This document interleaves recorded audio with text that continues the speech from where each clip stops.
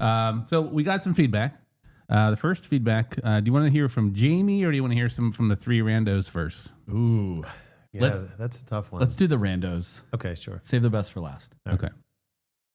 For this one starts out, Dear PNV. Tim has mentioned he plays golf, and I have a golf question for him. Okay. Does he bring an extra pair of socks when he goes golfing? You know, just in case he gets a hole in one. Oh! Is that one from Chris? He continues, I thought you guys would appreciate this joke. Thanks, Scott. Okay. No, that was great. Scott. Thank you, Scott. All right. Dig it. Okay. He was right. We did.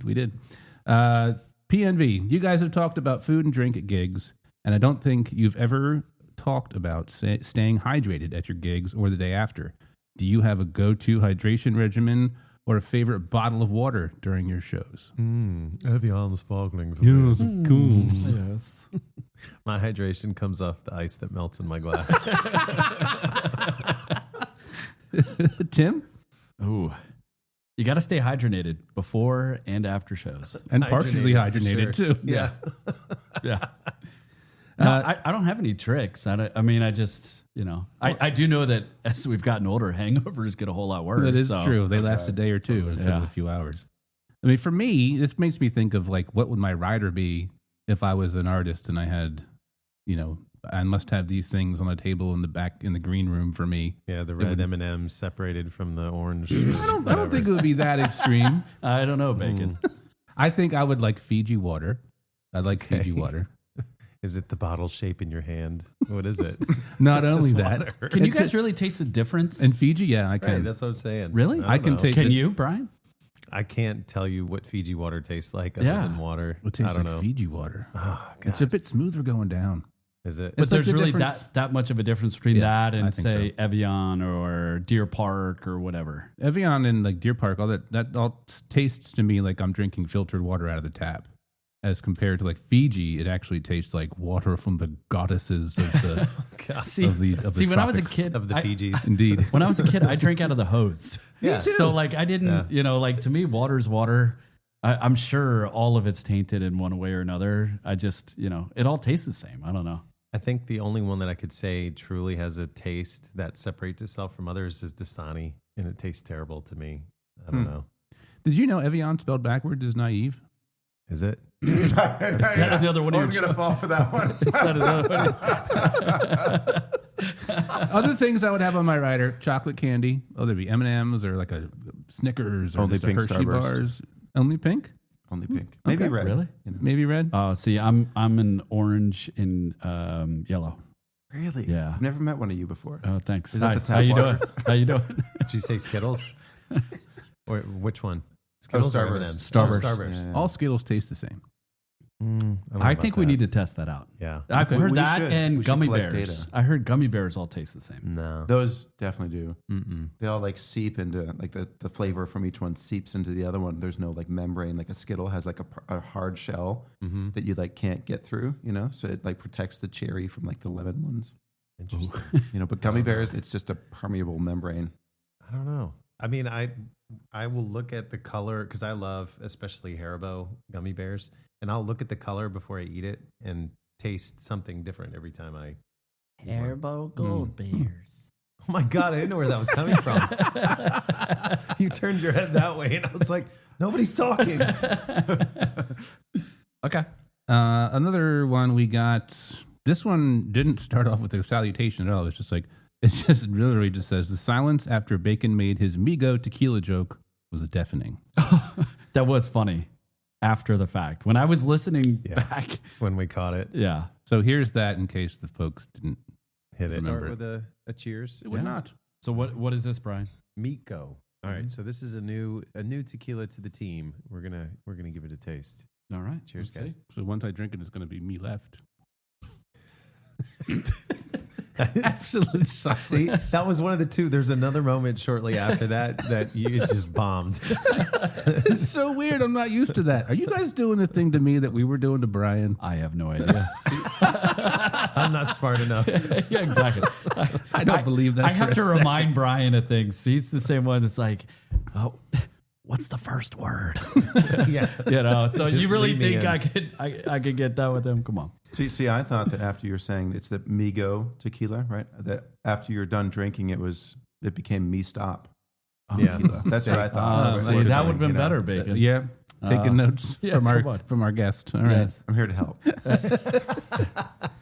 Last but not least, Jamie. Jamie's back. Dear Brian, And it's directed to me? this says Dear Brian, Tim, and Bacon. Okay. Brian was getting excited over there. BTB. Your interview with Shelley Starr was out of this world, parentheses, ha ha. But it was really great, and I really liked the bonus episode. One thing I have to reach out about was the very incorrect way that Bacon mentioned the Sierra Mist, Sierra Starry name change. Bacon said that Pepsi lost the patent to Sierra Mist. The term he was looking for was trademark.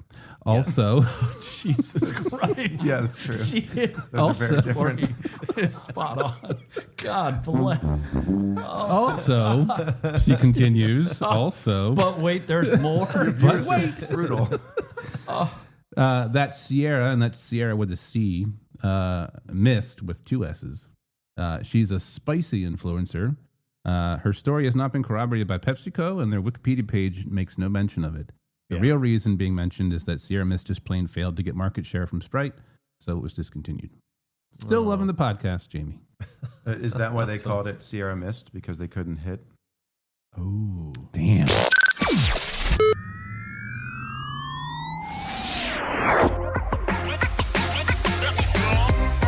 This is Podcast Envy.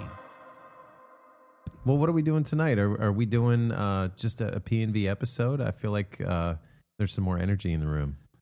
Today we have another special guest on another installment of our interview series. He's a musician that plays in the DMV. He has a debut album titled When the Sky Began to Fall. He is Mr. New Covers every Friday and new originals every month. Please welcome Luke Roberts. Thank you. No autographs, please. Oh, man. Don't look me directly in the eyes. That's right. too late. Otherwise- Brian already gave you a pad of paper and a pen. I think that's what that was for, right? Gonna write down my deepest thoughts and feelings. Exactly. Or critiques. And then So you've heard the podcast.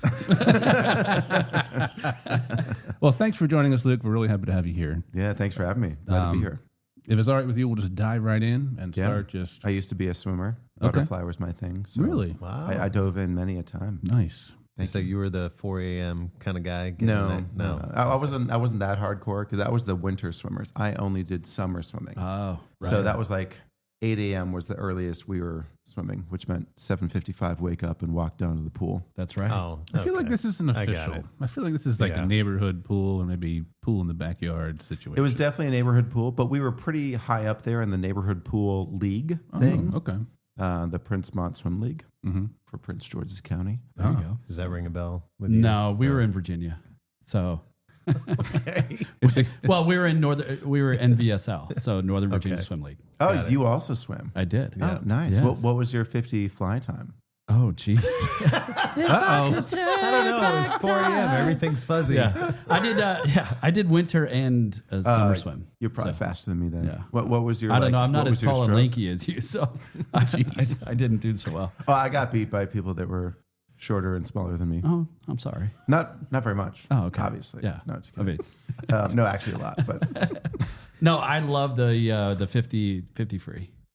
That God, was great. I hated freestyle. I loved it. I loved fly. It just the feeling of like getting that wave going Yeah, was awesome. and relays. Relays were the best. Those were fun. Yeah, Yeah. get amped up for that. Mm-hmm. Yep, I was more of a jackknife kind of guy. that's diving. Oh, yeah. Brian. Oh, sorry. I thought we were just getting in pools. Or, Oh. okay. Whatever.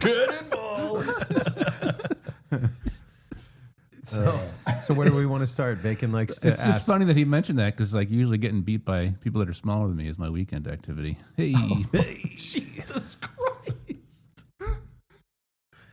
Cool. I tried to hold it together. So, Luke, where do you hail from? Where do you come from? Are you from the DMV? Are you from Virginia, Maryland? Yeah. DC? I grew up in Maryland, in Laurel. Oh, Small Laurel. town called Laurel. Yeah. Mhm. I love Laurel. It's great. I've passed it on the actually- highway many times. You what? I passed it on 95. Oh many yeah, times, totally. Yeah, it's a great spot. I love the little coffee shops there. So I still go back actually a fair amount. It's a good meeting place because it's kind of in the middle between me and all the Baltimore people now. Mm-hmm. So, and it's got good coffee shops that are just fun to work at. And that used to be a huge thing of mine. I do it less now because I'm trying to save money, but I would go and like get a cortado, get a mocha, something like that, and like sit and just work for like 6 hours just sitting at this coffee shop. Nice. Yeah. And it was good. Yeah. So, like, when did you move from Maryland to DC? Did you like spend high school and all that jazz in Maryland?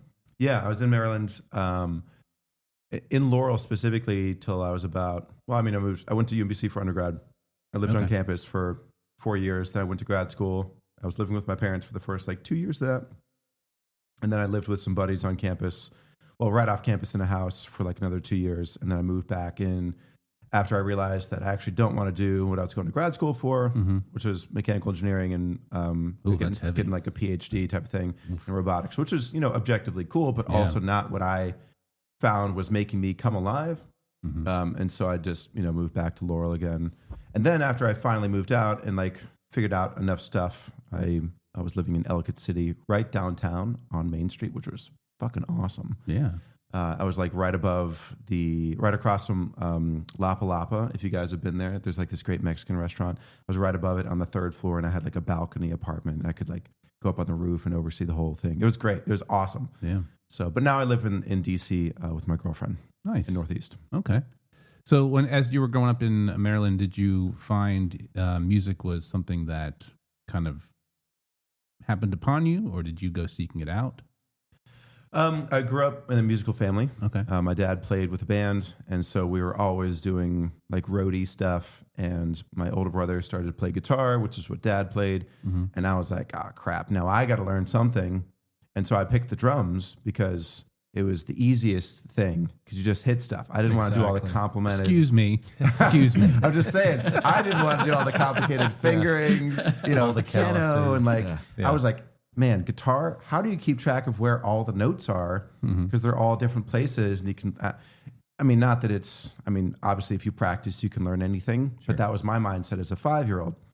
I think I started a little bit earlier, like 3-ish, beating on like the Maxwell House coffee pots and pans. Hell yeah. But yeah, then it turned into playing just more with my brothers. I started playing at church when I was about 10. Because one of the drummers like just had to drop last minute. My dad was like, "Oh, you should totally fill in," and so I just learned the songs. Tried to do that as quickly as possible, and then they just had me play, and it worked out. Nice. They were happy with it, so I just kind of kept doing it, and they would call me all the time, like last minute. So I'd oftentimes learn the songs on the way to the gig in the morning, on Sunday mornings, and then I did all the youth group stuff and everything through middle school and high school, and played for adult services throughout too, so did a lot of that for a really long time until I was like early 20s, something like that. Very cool. Playing with my brothers, and then eventually that didn't work out, and so then I took a break for a while, released a couple of covers on YouTube, a couple of my own things, but wasn't really sure what I wanted to do, and eventually kind of started my solo thing. Okay, very cool. So did you stick with drums, or did you move on to other instruments? Moved on to, I still play drums. I don't do it very much just because most of what I'm doing now is frontman type stuff. So I'm like, singing up front and trying to get people involved. It's hard to do from behind the kit. You could do the Phil Collins things. I did that for a little while, but it just wasn't the kind of engagement that I wanted. Yeah. Like I wanted to feel like I want to create transcendent moments with people at these shows. And it's really hard to do that if you're not close to them. Or to invite them into something where there's literally a physical wall between you and them. Right. And not that you can't do something awesome. It just wasn't what I wanted to do. And so I decided when I came back to like doing things as a solo project, that's what I wanted to do. And I write all my own songs. Like I guess most of them. I've done a couple of like co-writes, and the way I normally write stuff is on piano. And that kind of was something that I just started learning like 7th grade, something like that, just messing around on my parents' piano in the house. So having a musical family, it's almost as if music called you. Yeah, I would say that's probably more accurate.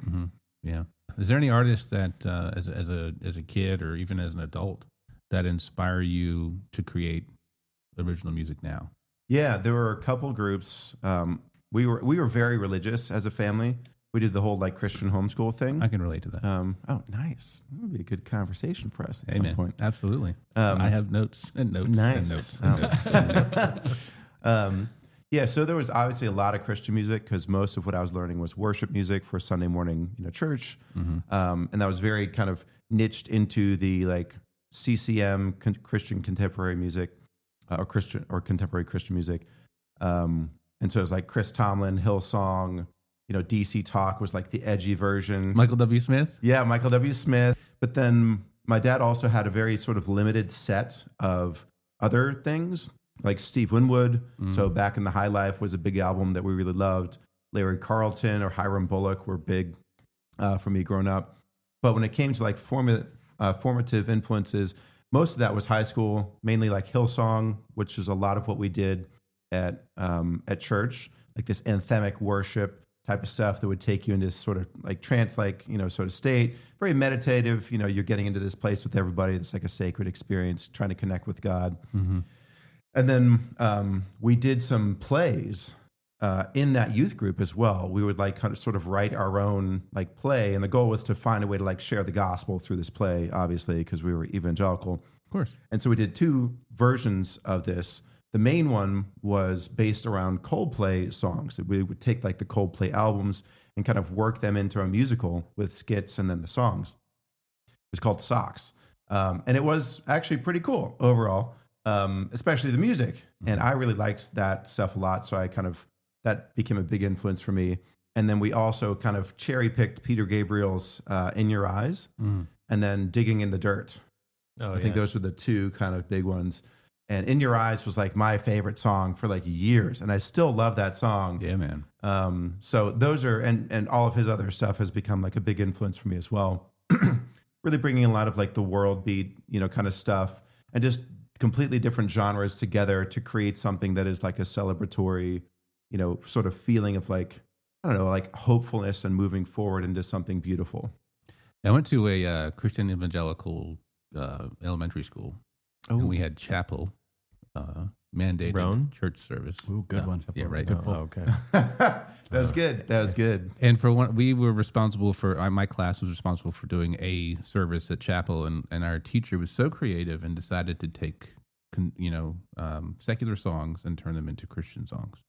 Yeah. So it's so original. I mean, I've never heard of anybody else who's ever done that. It's crazy, right? And so like, I remember, this is so off topic, but one of the, Amy Grant was secular at the time, and she had this one song, Baby, Baby. Anyway, so we changed it to Jesus, Jesus, and pretty much left all the rest of the lyrics the same. Oh, dude. Not really? Basically, yeah. Oh, dude. It was like high school when we all realized, man, every song that's a love song could also be a worship song. Right. All these things that you're describing, they sound like some of them are pretty big productions. And so I know, some of the other projects that you're into. Is that around the time that you started recognizing like the kind of the lighting and the staging and, the tools that are being used? Or were you still just very much like drums and singing and keyboard? Definitely saw like how all the pieces fit together. Mm-hmm. And I don't know if it was so much of a conscious thing. It was more of like, when I would try to create my own stuff, I wanted to replicate the feeling of being in that space. So like when I would write music, I would try to like get the lights all low and dramatic and stuff and have it dark and all that kind of thing. And like write, putting myself kind of in that, connection to whatever transcendent thing. But I didn't really start doing a lot of like the lighting stuff until a lot later. When I was working with my brothers to start like doing more stuff that was, helping us stand out as a band. And that was the first time I started to really like program some level of lights. And most of that was just like mapping things inside of Ableton, which is a lot of what I'm doing now, which has been really fun. And I'm trying to really elevate that a lot because I think that's the easiest way to make yourself stand out, apart from just having, good songs and good performance and engaging the crowd, is like having a light show. It's the presence. Yeah, that like it at least is synced to the songs. Even if it's something very, very simple, it doesn't have to be complicated or crazy. Just something that shows real intention is so much better and will easily make your stuff stand out. So I have a little Ableton session and I have a DMX's box such that it plugs in USB to my computer, and I have a MIDI track that'll send commands to the DMX's, which then sends DMX commands out to my lighting fixtures. And so they can flash at the moments when the hits are happening, like ba ba ba da. You know, it'll like flash at the right times and everything. Yeah, there's a lot of places that we've played, and I started picking up on it over time, where they just kind of stick you in the corner, and you're just kind of subjected to the lighting of the venue. Whether, whether it's good or whether it's not so good. And so I haven't done anything as complex as you're describing, but I recognized at a certain point, I was like, we need to start bringing our own lights. You know, people need to know where the music is coming from. I'm tired of being in the corner, you know, in the dark. Yeah. But if your goal is to stand out and get fans, then it needs to be way more than people are seeing in, you know, their normal lives, what they would expect to see. They have to have this sort of wow factor. And that means going above and beyond in every way that you possibly can. So how long does it take for you to put together a show in its entirety? So I have like tracks and stuff that fill out some of the sounds like I can't pay people to play, because when it's all my original music, we're not getting paid. We're not playing, you know, cover shows where we're getting paid, you know, maybe $1,000 or maybe more. So I use the tracks and then I sync up all of the lights to that. So I'm really just rearranging a couple of songs for different shows. And I'm not even doing that every single show. I want to make it a little bit different, a little bit new, you know, each time if I can. But a lot of it last year especially was like just trying new things and seeing what finding works. That groove. Yeah. And now I've got like a set that I really like. I made some changes the last gig at Jam and Java that we played on September 6th. And that worked really well. We basically added a new song at the end and put the old ending song at the beginning. And do you have, when you do these types of events, do you have like your whole box of goodies with t-shirts and hats and koozies and CDs or vinyls or whatever? Yeah, so I do have a merch box. I went through a number of different types of merch. I've got this sci-fi series for my album that I'm doing, and there's this magic monocle in that like does cool stuff, and it represents lots of cool like symbolism and stuff. I have a t-shirt. I think the t-shirt design was not really that great. It's just some of my album art, and it's got me on it, and I think that was a mistake. I'm like on the I'm on, what is it? On the boardwalk at in New Jersey, and there's like a cool sign that says something Funcade is what it says. I love the Funcade in New Jersey. I thought it was cool, but like nobody buys the t-shirts. That's a shame. So I'm just Well, now I want it is. one. Yeah. Well, you're welcome to have one. I should have brought some. And you want to go to the Funcade too. I do. Time. I want it all, and I'll wear my monocle. All right, I'll see you, my man. So what I'm doing now is I've always made this jewelry, like this stuff right here. Oh, cool. Okay. I was looking at that, and I wasn't sure sweet. exactly what the design was. That's cool to know that. It's actually your mom. No. Wow. Her and my dad intertwined doing it. That's right. That's right. That's the night I was You can conceived. see 4 legs right here. It's an artistic picture. Look at that. They're doing it. That's my dad's dong right there. And this is actually you popping out right here. The Italians brought back the mouth. The brilliance just coming That's out. right. Love it. Is this your design, your biggest seller? I've actually never made another one of this design. My parents are just trapped I around. was going to say, Brian's parents are thankful for that. That's right. They don't want to be known out in the world. But people have actually asked for this design, so I've thought about doing that. I just haven't actually pulled the trigger on it. Yeah. The way your parents did. Your dad specifically. I think that pendant has a new name. Yeah. It's got a whole, would you call it a mythos? It's Yeah, got a whole mythos surrounding it. That's right. The Big Johnson. This is Nice. great. We'll call this the revelry. Oh, there you go. Yes. There you go. AKA Careless Whisper. There you go. Oh yeah, it's all coming together. So what happened after college? What was your next steps? How'd you get into music? First, I went into porn. Nice. I was waiting for that. You're like Christian evangelical. Yeah. You know what? I'm Let's tired of flip-flop. this. Let's do the other side. Right. Yeah, just go all the way that they said I couldn't before. You know, Let's see what this is all about. And it was Exactly, It was no exactly. longer "Come Jesus, come." It was something else. Entirely. Jesus, I'm coming. that's right. I'm coming back. coming back. coming back. Wait for me. Wait, Don't for go. me. So post college, how many bands were you in? I Right? was that one of the questions? No. yeah. I think Brian asked it better. I think he did. I guess, Bacon got it. I guess I should clarify. I didn't you're fine. actually do porn. Yeah, I could never We'll cut that. That's Yeah, fine. no. So I've only really been part of bands with my brothers. One with both of my brothers, and then one with just my older brother. Do you guys know Daniel John Roberts by any chance? He plays a lot of different venues and stuff. DJR? DJR, yeah. Oh. No, I'm just familiar with LJR. Yeah, so we played in a band called Band of Brothers, which was all three of us, and that is on Spotify. There's a very old album. You can see a very young version of me, my younger brother Michael. He has red hair, and he was the bass player in the band. And we wrote a lot of songs that are more. It's not like Christian music, but it's definitely sort of like Christians in a band. You know, the whole thing we're not a Christian band, but Jars we're of Christians Clay. in a band. Yeah, kind of like Jars of Clay, Yeah. Switchfoot. We weren't super overt about it at all, and we weren't trying to convert people either. We were just trying to be, just honest about life stuff.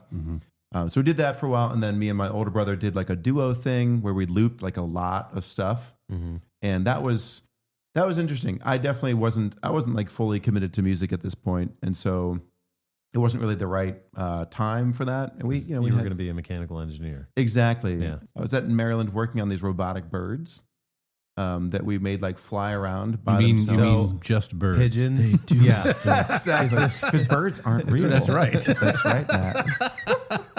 I knew it. I'm part of that Facebook group. That's awesome. I mean, I seen know the of it, I just haven't- Shelley's crying right now. Exactly. Sorry, continue. Yeah, so that was where I was going at the time, and I didn't really know what I wanted to do at all. I was really just kind of going off of what my parents were pushing me to do, and somewhat of what my older brother Daniel was pushing for, which was more music stuff as well. And he ended up being right that was really what I wanted to do in the end, but I had to kind of take my own time to figure that out, and I ended up quitting grad school after 4 years. Had a couple journal papers published and stuff like that. I should have been done with my PhD by that point, but Sometimes that's how it is. yeah, and I just didn't push myself enough, and I could have finished in one more year, but I realized at that point I needed to stop trying to create as many opportunities for myself and start actually choosing something, and that meant making intentional sacrifices for things that mattered by sacrificing things that had value and a lot of great value. So I decided I needed to quit and figure out what I wanted to do. And there was a podcast I loved at the time called The Strategic Entrepreneur. And they had this whole thing. There was they'd start and end the podcast and they'd say, don't ask what the world needs, ask what makes you come alive, because what the world needs is more people who have come alive. And that was really powerful. Yeah. And I was like, well, for me, that's making art. It's empowering people and building meaningful relationships. So whatever I did with my life, I wanted to be one of those three things, or to fit into those categories. So music was my main art form, turned into also video over time, as I felt like I needed to do cooler videos for my YouTube channel and stuff like that to stand out and become famous, Yeah. And then that turned into a little video production company, and just I fell in love with the art of it, and it just happened to be kind of the right thing, long term. Can you tell us a little bit about some of the programs and stuff that you use? I just use Adobe Premiere Pro right now. DaVinci Resolve, I'm sure is better, honestly. I just never converted over, at least haven't yet. So is the DaVinci thing just because you don't want to learn a whole nother set of shortcuts or what? Yeah, it's mostly just since it's worked for me so far, and I have really strong workflows that I'm really fast with the editing now for what I need to do. It's just annoying to go in and learn something else. Sure. We have this Amplify event series where Right. I see you kind of do that. It's almost once a quarter or something like that.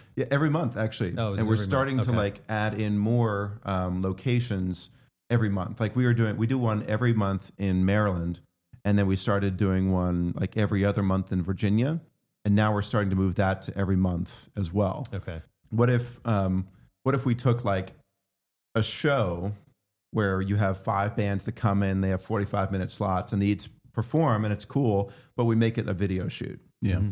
And then because we have a lot of bands, we can charge them a lot less, but we still make a good day rate. Yeah. And so that's how that kind of ended up working out. And so we do, and because they're all one takes, it's quick, editing. It takes me less than an hour to edit all the videos, from the day. But we can do really well with that and still give people like crazy low rates. And the rates include studio quality audio and all that stuff. We schedule everything. So it's nice and easy. I mean, you've written some really great original songs so far. Like I Can't Say, More Time, Insecure. Thanks, man. So what's kind of been like one of your favorites that you've written so far? I know you're working on some new stuff, but as of today, what's kind of your favorite that you've recorded? Yeah. My favorite of the ones that are out so far, I think, is Insecure. Mm-hmm. I really love the percussive aspect to that.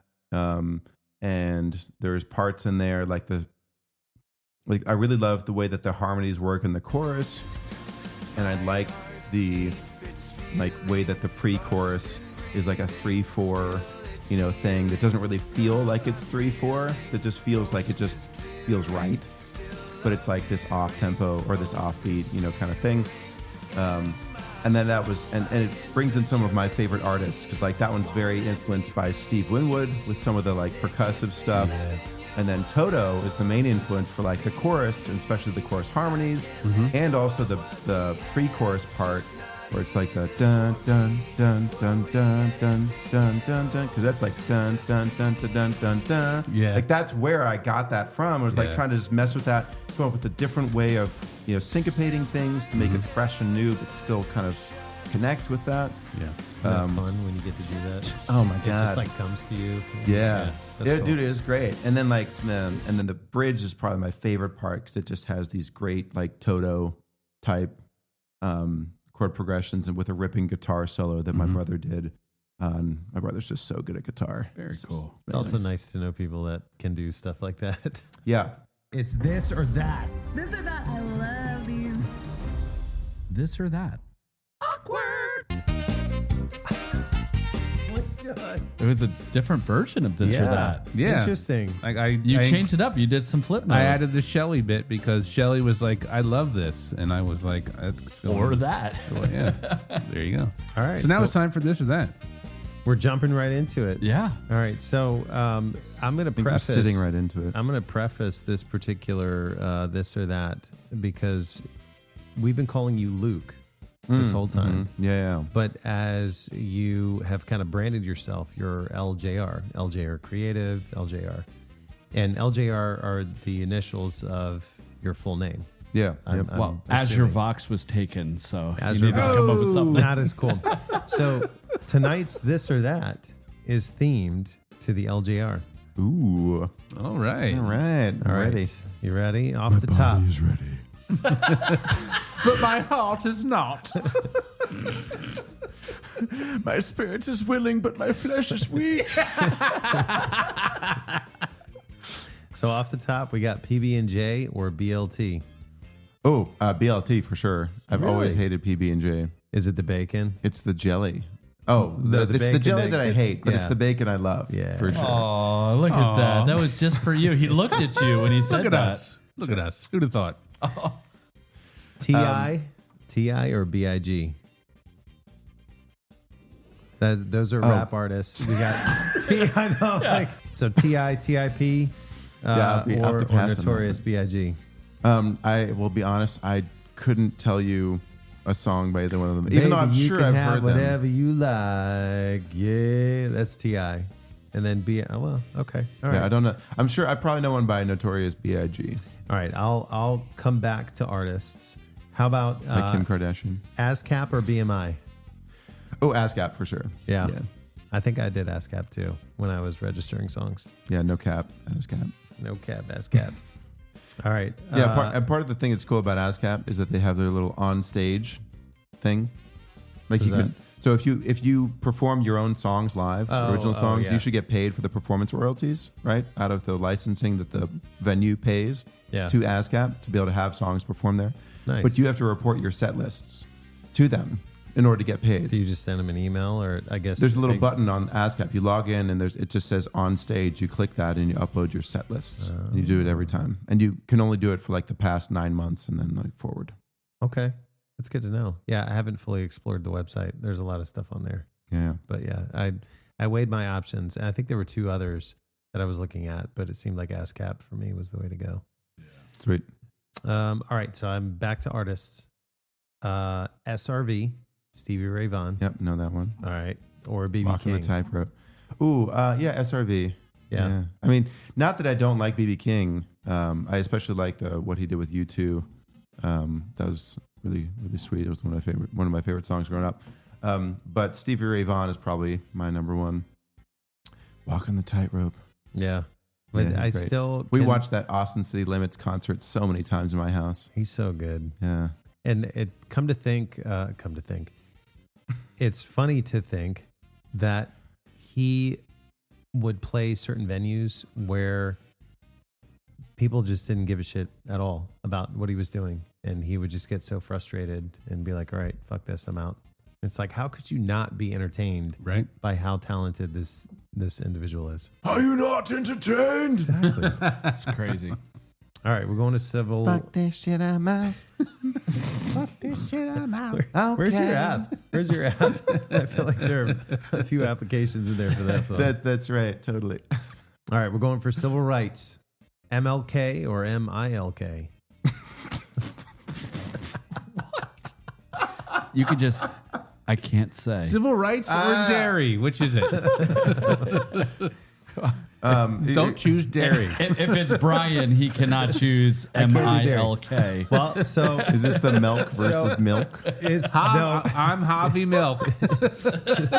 yes, exactly. Thank you. You're welcome. So civil rights, gay rights. Yeah. Yeah. Same thing. No, so you don't have to choose. Yeah, I guess. you I don't mean, have to choose. Maybe both. I mean, I'm a big dreamer, so I guess MLK. I have a dream Okay, that one day I dig it. One day, milk we'll wake up and this will will be be a dream. lactose free. Hey. Sorry, guys. We're going to actors. Okay. RDJ, Robert Downey Jr. Oh, there it is. Yeah. or J.K. Simmons.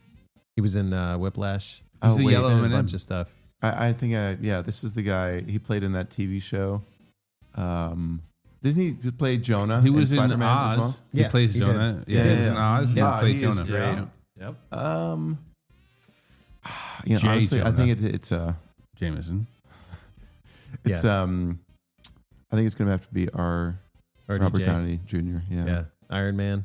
Yeah. Who is now going to be Or the new Doctor Perhaps- Doom. Yeah, I was going to say Yeah. Doctor Doom. Yeah, Doctor Doom. All right. Yeah. GMC or BMW? BMW. Not that I've ever Good owned call. either car, but Oh. yeah. Bacone drives a BMW. BMW. What? So actually, that was one of the questions I was going to ask earlier. Is when you're driving out to a gig or when you're setting up for these things, what's your mode of transportation? What do you drive? Ooh, that is a Toyota RAV4, Nice. dark gray. Okay. Seats Oh, go all the yeah. way down. 2021 model. Seats go all the way down. I just got it. Oh yeah. Back seat, windows up. That's the way he likes to. Pack his gear for That's his right. shows. Exactly. That was great tag team. 1, 2, and 3. Well done. Look Honestly, at that. that was growing up. As a kid, you have all these wild thoughts of like how life is and what's important and blah, blah, blah. Yeah, man. And growing up, I thought Subarus and the RAV4 were the top 2 like all-terrain vehicles. And so I loved RAV4s for so long. Testify. Yeah. Okay, thanks. Are you with me? Oh, yeah. Are you with me? Take us to church. All right. Now, I'm going to go back to artists. MGK, Machine Gun Kelly, Ooh. or TX2, Now TX2, I don't. If you haven't heard him, this doesn't Yeah, I really don't know mean who that anything. is, yeah. So he's another similar pop punk artist that I recently was turned on to Like today. today. We're nothing if not relevant. Tim sees through the veil. But The they're- veil has been torn. They're kind of similar. as it So, was. all right, we'll move on. NBA or NFL? Oh, NFL. I mean, I don't really care about either one, is the real truth. But I enjoy NFL more than NBA. Yeah. You said it in the microphone though, right? Yeah. Yeah, saved forever. It's still recording, right? Yeah, we're still going. Oh yeah. I love playing football. I mean, not that I really do it much anymore. I love playing basketball growing up, but I always just found watching sports to be so boring. 'Cause I just couldn't get into Unless it. you have good seats. Huh? Unless you have good seats. Yeah, that could have been it. Like I never really went to sports games growing up, you know. But even then, a lot later, when I got to go to like Army versus Navy one time for a football game, there was just so much waiting around for something to happen. I don't know. It's just I think a lot of it can be like maybe a family thing or a community thing too. And my friends just weren't super into like sports and stuff like that. Yeah, So maybe it's the Christian homeschool thing. Who knows? could be. I like to blame that when I have nowhere else to turn. There you go. Same. Is there a sport that you enjoy the most out of all, or no? Like watching or playing. Well, maybe you know what. Give me an example of both. One of each. Watching probably soccer. Okay. Because things are always moving and happening. And then playing probably ultimate frisbee at this point, just because that's always moving and happening and stuff like that too. Although recently the sport I actually play the most is disc golf. Yeah, dude, we gotta go. Oh, dude, we should. I've never played it. I want to. I want It's to. so I'm much just fun. sign me up. Oh yeah. Dude, I've got a killer throw that I've been perfecting over the last few years. Oh, nice, nice. It's so That's much awesome. fun. I'm finally getting close to like hitting par most of the time, Yeah. which is like a huge accomplishment for me. What? Where are there many places to play in Maryland? Yeah, Or there's a DC? ton. Yeah. College Park has a pretty good, decent course. Okay. It's not like amazing, but it's pretty good. Patapsco State Park has a couple. Okay. McKeldin is like northern Patapsco, and it's got a great course. And then there's a place at Capitol College. There's a place at my old church. There's My a old church lot. actually set up one. There's a place at Columbia. There's so many. There's way Dude, more than like gotta I get thought. up there. Yeah. I feel like there's one in Arlington and there's one in northern. Do you use UDisc? I don't. Yeah, so Can- UDisc is the app that I shows will you look where it up. all the courses are. Yeah. Okay. And it allows you to track all your stats so you can see how you did. Look at Google that. ain't got nothing on UDisc. Three Yeah. more. I got three more. Okay. We're gonna blow through them. All right. I'm sorry, guys. I love it when you talk it was dirty. bad. It was No, that bad. was good. We loved I it. know it was good, but it was bad. AT&T or VZW? AT&T or Verizon? Oh, Verizon. Yeah. It's too expensive. I'm probably going to switch to Mint Mobile, but I really want to keep my phone number, so I haven't yet. You going to Ryan Reynolds? Ryan Reynolds. Well, he's selling the company for like $1 billion. I think so he already he's- sold it. Or Yeah, something he's like just that. still in the ads. The great ads, though. Yeah, Love that that's guy. when you sell the company, you stay on as a consultant. Yeah, It's the best way to go. A lot of money. yeah. I'll take it. All right, BOGO or BNPL. So buy one get one or buy now pay later. Oh, buy one get one for sure. Yeah, Because you always want to go either with a buddy or with your girlfriend or with your invisible friend, and Yeah. which is you basically. And you have two for one. now you have an extra seat on the plane. That's right. I feel like buy now, pay later is a more like you're gonna regret it more. Right, you're gonna than buy a lot more than shit. BOGO, right? Yeah. But it's options. It's True. an option. Because the reality with BOGO is that it's really half off. Because you're typically not buying both for yourself, Right. really. So you expect your friend to pay some for you or to get the next one. So it's really like half off, which is saving money. Yeah, Brian. Yeah. Or Well, spending I less, I mean, guess. they're just things to think about. Gosh. And like if you're buy now, pay later, you buy something, you're like, I wish I hadn't bought that piece of shit. Yeah. You know? As soon as you have to, and then you're like, I really don't need this, and I gotta pay for it now, and like Yeah. everything is negative. You know? Boo-hoo. I hate But it. in Yeah, the it's you know, true. the other scenario, you were like, "Wow, I'm so glad I have two of these pieces of shit." You're absolutely right, Brian. Thank you. Not exciting, but true. Last one. This is it. The grand finale. All right. Are you an LOL kind of guy or an ROTFL kind Oh, of guy? LOL. LOL. Yeah. Well, first off, like, let's be real. Both of those are like flat out lies every time. Yeah. If you're actually It's just to laughing make out loud, me feel good. right? If you're Yeah. actually laughing out loud, you're typing all caps, ha ha ha ha ha ha ha. Yeah. Right. All right. Like if I'm actually laughing, and even sometimes I type that and I'm not. I just thought it was really funny, but I'm not actually You're laughing. like, that's pretty But I'm good right literally there. never on the floor laughing. rolling. At least not if I'm texting somebody. Yeah, I actually have done this before. There's footage of me doing Rolling this. on the floor. Uncontrollably. Yeah, rolling on the left and floor, right, laughing. like you're trying to put out a fire on your back. Yeah. Stop, drop, and roll. Did Yeah. you make a necklace about rolling on the floor laughing? That might. I made a necklace about his parents rolling. They were doing more than laughing. I'll tell you That's what. right. All right. Well, I guess that wraps things up. Well, Luke, thank you so much for jumping in on the podcast with us. Yeah, man. It was We great had having you. an amazing time. Yep. Same. I hope you come back. Oh, I'd love to. You want to come back? Great. Yeah, anytime. Sweet. Look I at us. appreciate you guys. Look at us. Thank you so Cheers. much for having me. Thanks Thanks a for lot, having man. Cheers. baby. And you know what? We got one thing left to do. This podcast was produced and engineered by Michael Bacon from Bacon Way Productions in cooperation with Revelry Media Productions. Video was provided by Brian Johnson. Please like and subscribe to stay up to date on our latest episodes. Be sure to follow us on Instagram at PodcastRNV and on TikTok at podcast.nv. Send us your thoughts over email at feedback@podcastnv.com.